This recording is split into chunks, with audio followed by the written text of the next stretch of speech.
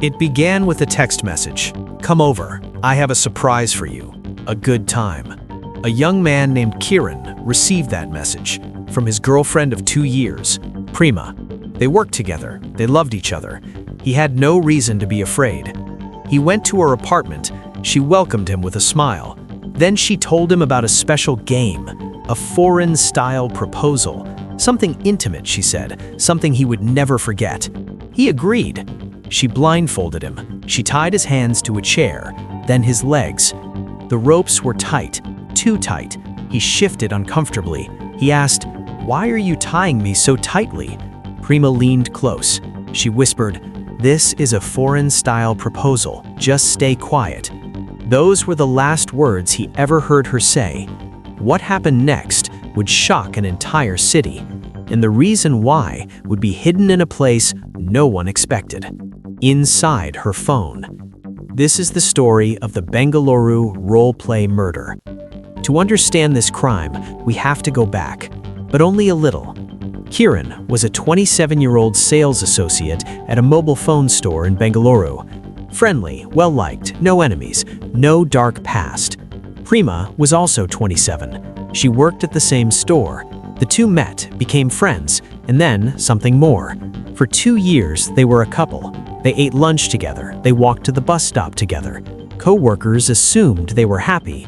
But here's the first sign that something was wrong.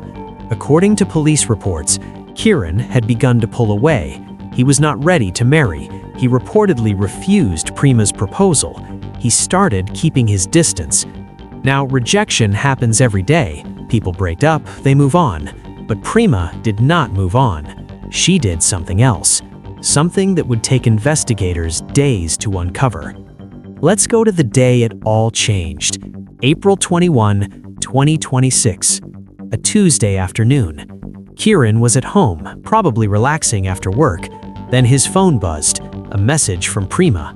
"Come over. I have a surprise for you. A good time." Nothing unusual. Couples do this all the time. But here's the first detail that would later haunt investigators. Prima's family was away from home. The apartment was completely empty. Was that a coincidence, or was it planned? Kieran didn't ask questions. He trusted her. He drove to her apartment in Anjana Nagar.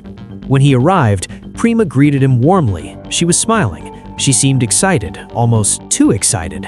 She told him about the surprise. It was a foreign-style proposal, a role-play game, something intimate and fun. Kieran was intrigued. He agreed. But here's where the story takes a strange turn. Prima brought out a blindfold, then ropes.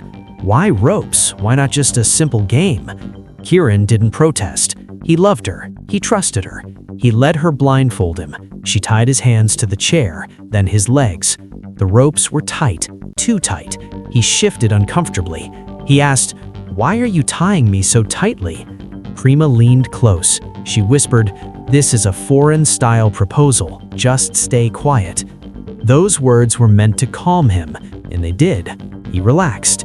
He had no idea that those would be the last words he ever heard from her.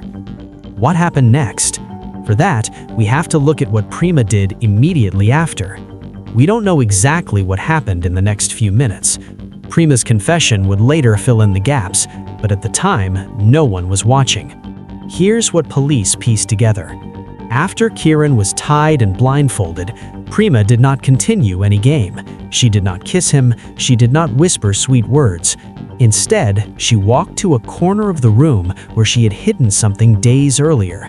A bottle. What was in that bottle, and why had she bought it before Kieran even arrived? The answer would turn this case from a relationship dispute into something far more sinister. But we're not there yet. Prima took the bottle. She walked back toward Kieran. He could not see her. He could not move. He could only hear her footsteps. Then she did something that Kieran never expected. And seconds later, the apartment was filled with screaming. Neighbors would later report hearing strange noises from Prima's apartment that afternoon, but no one thought much of it. Arguments happen, couples fight, but these were not arguments. These were screams of agony. By the time the noises stopped, Kieran was no longer moving. The apartment was filled with the smell of burned fabric and something else, something investigators would later identify as an inflammable liquid. Prema, however, did not call for help. She did not cry. She did not run outside screaming. She stood in the room and she pulled out her phone.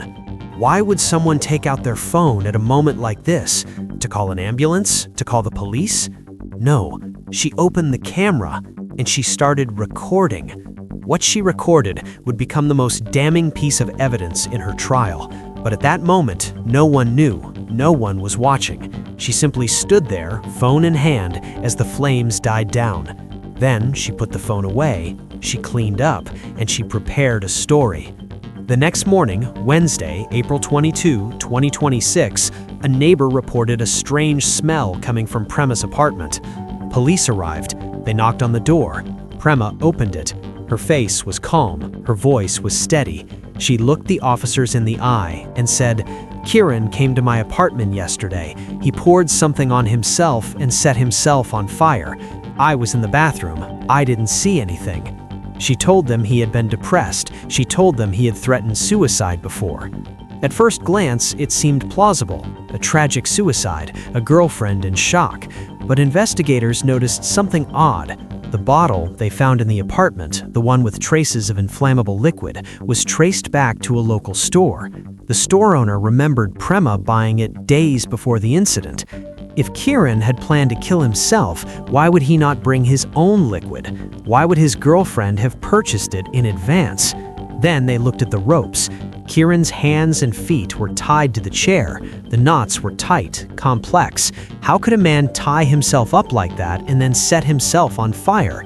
It made no physical sense. The officers grew suspicious. They asked Prema for her phone. She hesitated. That hesitation told them everything. When investigators unlocked Prema's phone, they found something that made even seasoned officers stop. A video, recorded on the afternoon of April 21. They pressed play. The video showed Kiran, blindfolded, tied to a chair. Then it showed Prema pouring a liquid over him. Then it showed her lighting a match. The flames engulfed him. He screamed. He struggled. The chair shook. And in the background, perfectly still, holding the phone, was Prema. She did not scream. She did not cry. She did not try to help. She just recorded. The video was not sent to anyone. It was not uploaded. It sat in her camera roll as if she wanted to keep it, a trophy of the moment she ended his life. Confronted with the video, Prema broke down. She confessed. She told police that she had planned the murder for days. She bought the liquid in advance. She lured him to her apartment. She invented the foreign-style proposal to trick him into being tied up. And when he was helpless, she burned him alive. All because he refused to marry her. All because he was distancing himself. So who was the real Prema? To her co-workers, she was a normal young woman, friendly, hardworking, in love. But behind that smile, behind those text messages saying, "I have a surprise for you," there was a cold, calculating killer. She did not kill in a moment of rage. She planned. She bought the weapon days in advance. She lied to him about a game. She tied him up. She burned him alive. And she recorded it. All because he said no to marriage. Kiran's family was shattered. His parents could not understand how the girl their son trusted could do something so unimaginable. Prema was arrested and charged with murder.